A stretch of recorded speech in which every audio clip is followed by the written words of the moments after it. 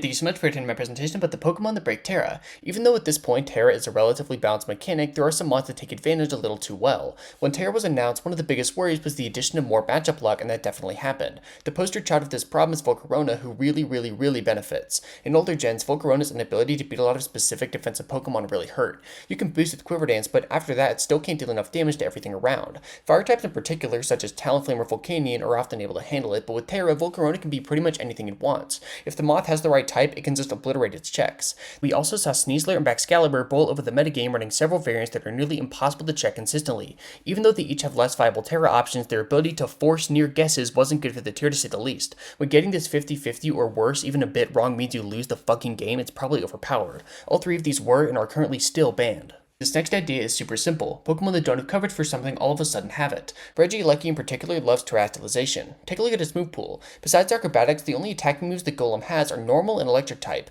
The big problem with Regieleki in Sword and Shield singles is that it couldn't handle ground types at all. However, with Terra Ice Terra Blast, that flips on its head. Bolt Beam coverage is one of the best traits a Pokemon can have, and when that Pokemon is a whopping 200 base speed, there are clear balance issues. Regieleki wasn't designed for this and was banned very quickly. In a similar vein, Calyrex Shadow's ban to Anything Goes was in large part because of Terra.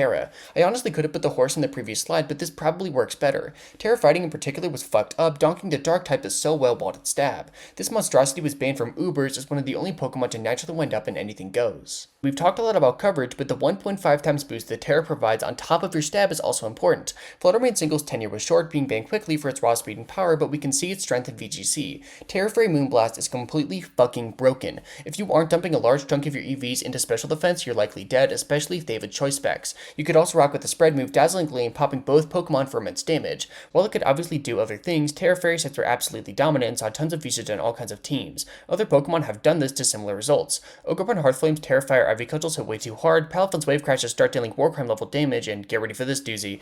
Hadron Engine boosted Terra Electric Electrogifts in electric terrain from a Rhydon are knocking out almost anything. Less flashy but can still be broken. Offense is cool, but Terra can also be used on the defensive side. To be fair, Pokemon generally don't get banned for this. It's just less actively oppressive to metagames, but in some situations these can be absurd. Garganacl has been surprisingly close to getting axed, especially at the start of the generation. It's fluctuated heavily with the metagame, sometimes even falling to underuse, but man, that defensive profile is too amazing.